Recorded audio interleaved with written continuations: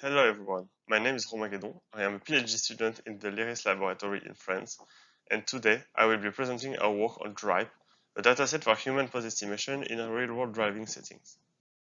But first, a little bit of context.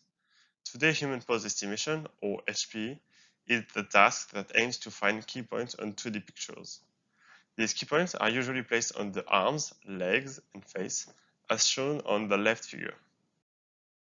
State-of-the-art achieves good performances in general context.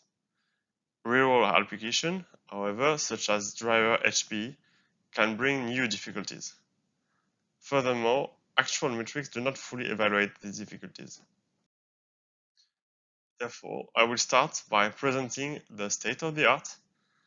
Then, I will be presenting our new dataset and our proposed evaluation metrics.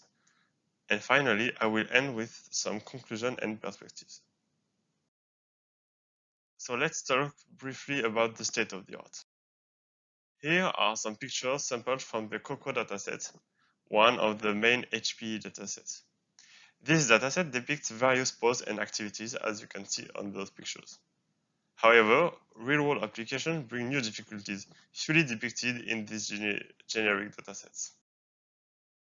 As you can see in these pictures of driver in real-world conditions, this context can cause varying light, difficult contrast, strong occlusion, etc. These difficulties can deceive networks. However, right now, there exists no HPE dataset in the state-of-the-art inside a car cockpit with natural outdoor conditions and ground truth annotation. Motivated by these problems, we introduce our new dataset. Here are two pictures, one from a drive and act dataset in the driving simulator on the left, and one from our dataset on the right. As you can see, real-world conditions bring varying illumination or background. This is why our drive dataset is recording from driving on real tracks. It is also manually annotated and follow the COCO Microsoft annotation style. This allows to provide face annotation and compatibility with existing style. Compared to Drive and Axe, we present 19 subjects with a better male-female repetition. Here are some image samples. You can see that it depicts various illumination, even night. I'm now going to talk about the evaluation process. Evaluation on COCO dataset is usually done using average precision based on OKS. Object key point score, or OKS, is an equivalent of intersection over union. It is a function of the Euclidean distance on the key point, and it's computed for each ground truth person. True positives are the person that achieve an OKS score greater than a fixed threshold. If the OKS score is less than the threshold, then it's a false positive. Here are some evaluation results of 3 state-of-the-art networks on this COCO dataset.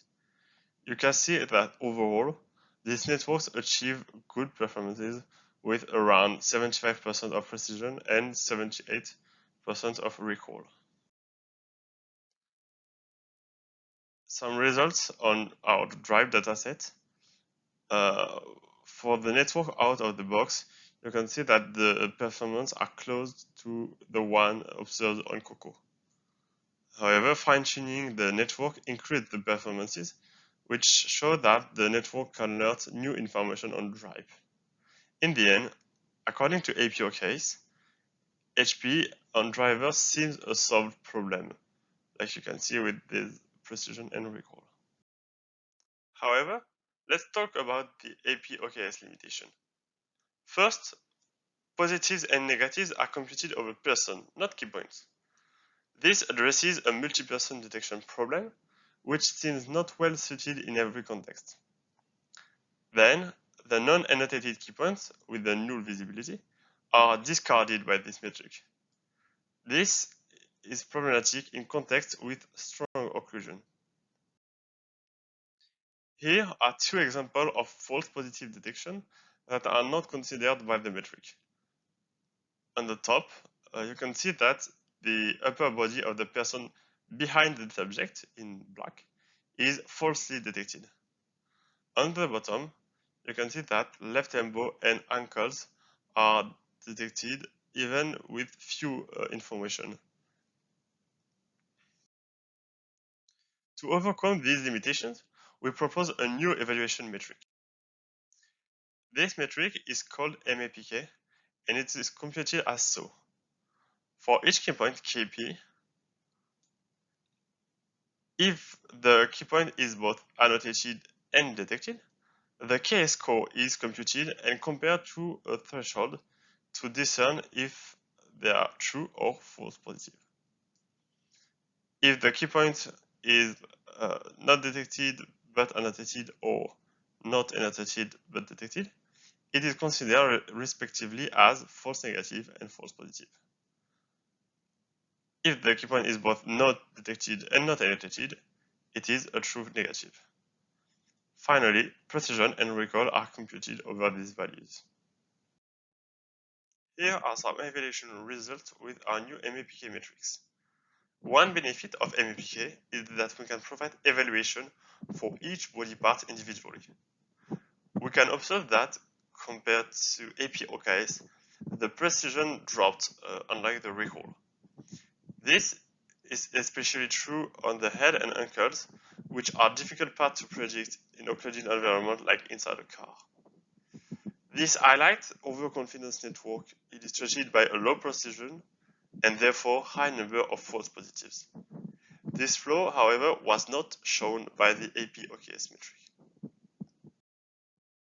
To conclude, we presented through this paper two contributions.